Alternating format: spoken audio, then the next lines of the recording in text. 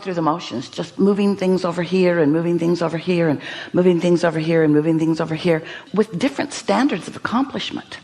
But we have only one question for you ever about anything that you're moving from place to place, or about anything that you're doing, and that is, are you enjoying it while it's happening?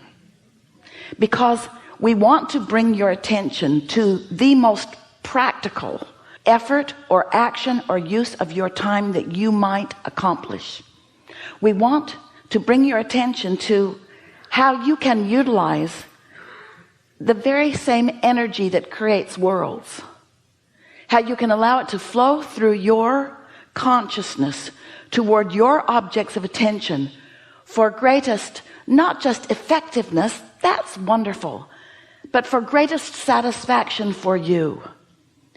Because when you find a non-resisted thought, that is a powerful thing. You hardly ever do. You hardly ever find a non-resisted thought. You're too practical. You've known too many people who have told you too many things about too many things. You've had too much experience that has shown you how some things work and some things don't work. And it is so interesting how you remember. It is as if you were given a human class that goes like this.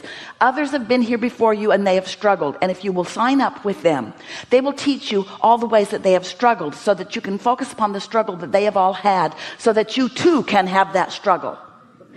That's not the way they tell you in the class. They tell you, we will tell you about our struggles so that you can avoid them. But that is not how it works.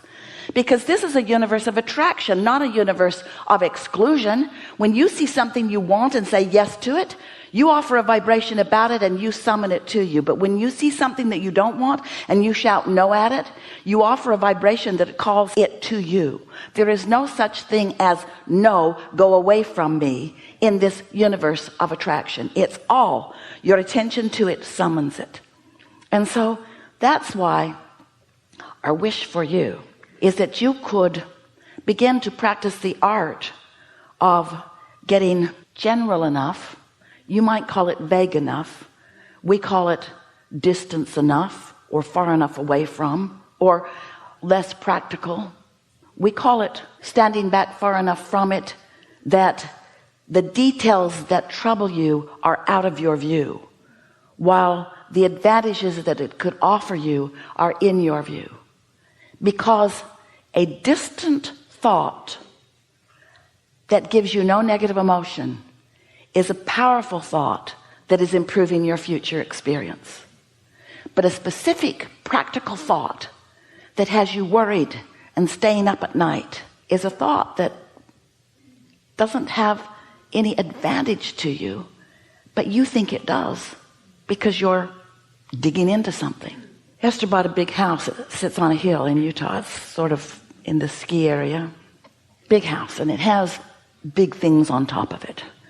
It has a couple of turrets, looks like witches' hats. And it has a couple of bell towers. You're getting the picture. And on either end of it has big smokestacks that are artificial. No smoke, just stacks.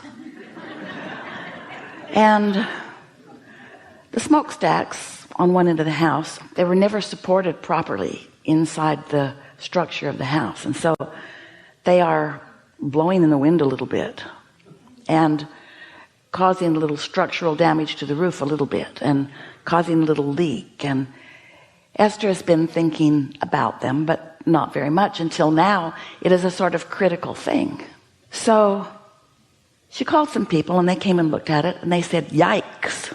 You need to deal with this fast. And it's a big thing. It's a big renovation. And it's going to call for some engineering. Going to have to punch a hole in the house. They're going to have to bring cranes to the house. They're going to have to bring big cranes to the house. Those smokestacks are really far up. And when Esther thinks about it, from her not engineering, very limited, she has never moved a smokestack in her life, point of view, what do you think happens to her? So easy to worry. That could fall on someone. It could cave in. It could ruin the house. It could cost a fortune. It could. And so she wrote a series of emails to the people that looked at it with her. And what she really wants to know is it better to take them down, or is it better to shore them up? What is the path of least resistance? But from her not engineering, limited point of view, what do you think this exercise in attention to something that she feels responsible for, what do you think it accomplishes within her energy? What do you think? It causes her to worry. It causes her to fret. It causes her to think worst case scenario. It causes her to remember the look on their faces. It causes her to see towering smokestacks falling into the neighbor's yard. In other words, it's so easy to negatively create around something so big, so really, really big, something so big and so scary, and something that we want to say to her, Esther, is not any of your concern. There are people who know what to do. Tell them to do it. So the conversation would go like this. If we were standing in Esther's physical shoes, see those smokestacks? Either take them down or make them stay. Whatever you think is best. I'll be back in 6 months. That's it.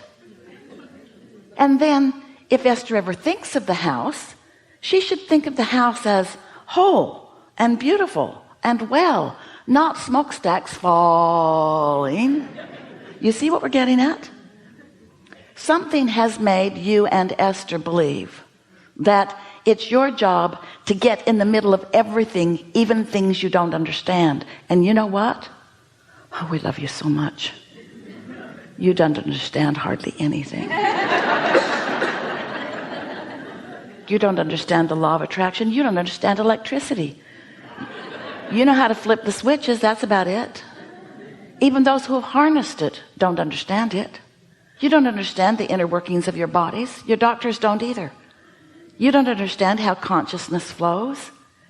There are just things that you just don't understand. You cannot get detailed enough to understand them. And you can't step back far enough to get the big picture on anything.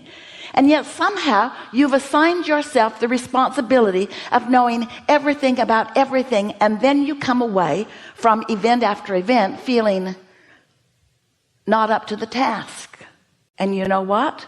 You're not up to the task. It's not your job to figure out how law of attraction works. It's only your job to know that when you don't feel good in a thought, you're contradicting your own energy stream and you're not helping whatever it is that you want. Can we get you to stand back into a more general place? Can we get you to help Esther not worry about her house? Can we get you to a place where you can just trust that things are working out for you and that whatever you need will come into place?